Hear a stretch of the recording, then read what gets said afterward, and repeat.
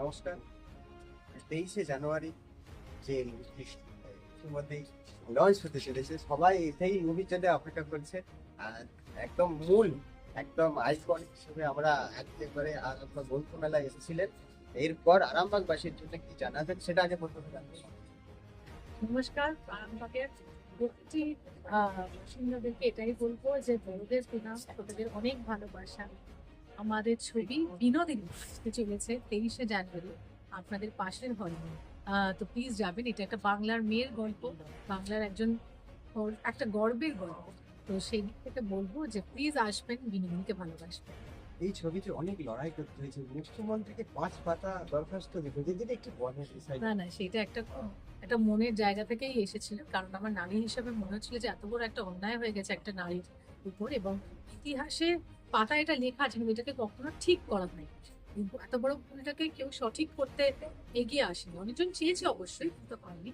এবং একদিন সকালবেলা আমার হঠাৎ মনে হয়, জানি না কি, যে দিদিকে একটা মেসেজ পাঠাই। এবং আমাদের মাননীয় মুখ্যমন্ত্রী, আমি জানতাম যে এই মনের ভাবটা অবশ্যই বুঝবেন, এবং উনি বুঝলেন। আর 2 দিনের মাথায় উনি এটা করে দেন। আর যখন ইচ্ছা প্রকাশ করেছেন তার 2 দিনের মাথায় উনি স্টার থিয়েটারকে 141 বছর পরকে বিনোদিনী থিয়েটার করে দিলেন। বিনোদিনীর লড়াইটা কি কিসের উপর ছিল? নারীর জায়গার জন্য, নারীর যোগ্য সম্মানের জন্য, তার স্থানের জন্য। সেটাই ছিল বিনোদিনীর লড়াই।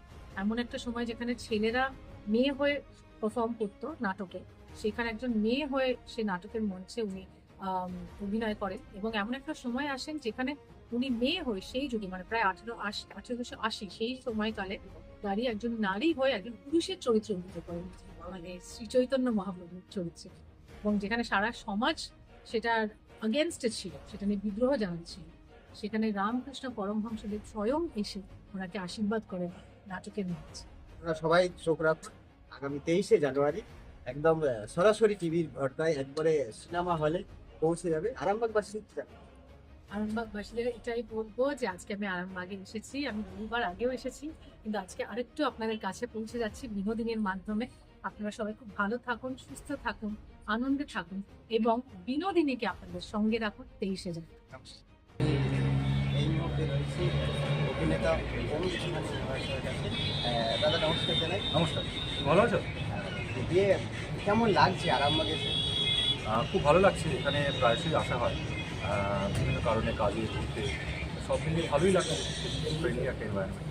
আর যেটা 23শে জানুয়ারি একটা মুভি রিলিজ হচ্ছে, তিনি একটি নোটের উপাখ্যান, আমাদের ছবি 23 তারিখে রিলিজ হতে চলেছে। তো ইয়েস, আমি ছবিতে একটা চরিত্র করেছি, সেটার নাম হচ্ছে কুমার বাহাদুর, এবং মুখ্য চরিত্রে আছে রশ্মি রামদা, আমাদের পরিচালক। তো সব মিলে দারুণ এক্সপিরিয়েন্স। মুভিটা আপনাদের অনুরোধ করছে আপনারা হলে গিয়ে দেখুন, আমি সব আপনাদের খুব ভালো লাগবে।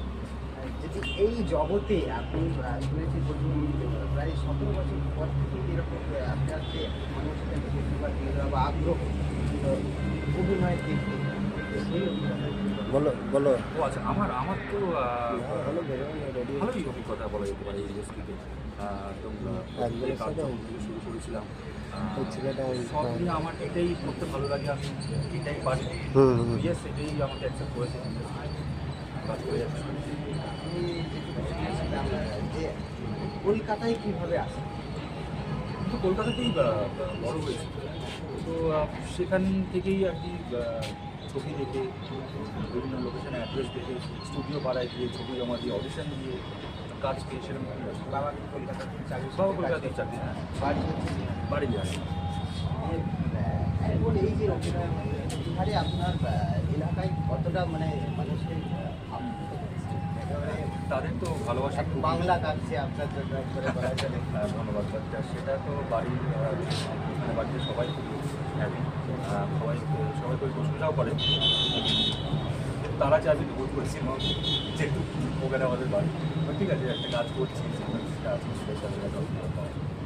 এই যে এই মুহূর্তে এত দিন ধরে এত পরিশ্রম করে আজকে এই 23শে জানুয়ারি রিলিজ তো দর্শকদের উদ্দেশ্যে কি জানাবেন? আমি এটাই বলবো যে যেভাবে তোমরা এত বছর ভালোবেসে এসেছো, তোমার ভালোবাসা এভাবেই চাই।